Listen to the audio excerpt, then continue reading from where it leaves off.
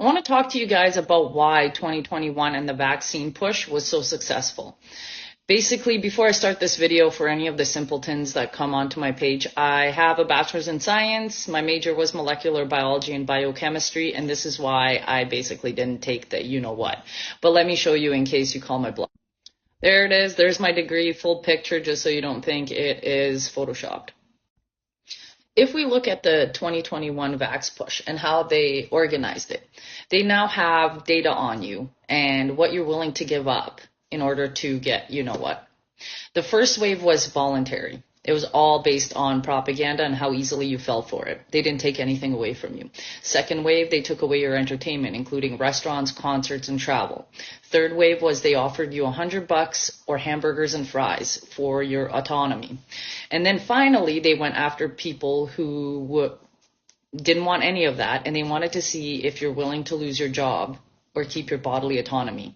Now, what you're going to find surprising, if you look across all of the data that's available on months and how many people got the you know what during each stage, 50% of you did it voluntarily.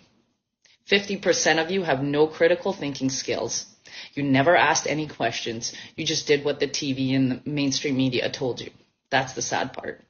20% did it for basically food and entertainment. You wanted to go to restaurants because you're too lazy to cook at home. You're too lazy to have your friends over for a beer. That is the honest truth.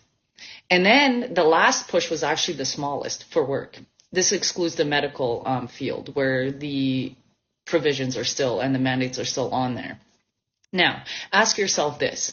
Why should the government care if you have no moral standards and you're not aiming to achieve to be the best person that you can be on this planet? Why should they care? And you want to know why 2020 was so successful? Because all they told you to be a hero was to stay home and be lazy. And you finally got your hero status, right? Doesn't take much. And then what was the second step to being a hero? Getting an experimental something. And you know what's really weird? I looked into the CEO, Pfizer CEO. The guy has a PhD in veterinary sciences. Veterinary sciences, right? But you fell for the propaganda. And then they used that 50% to turn on the rest of the people to try and do a push.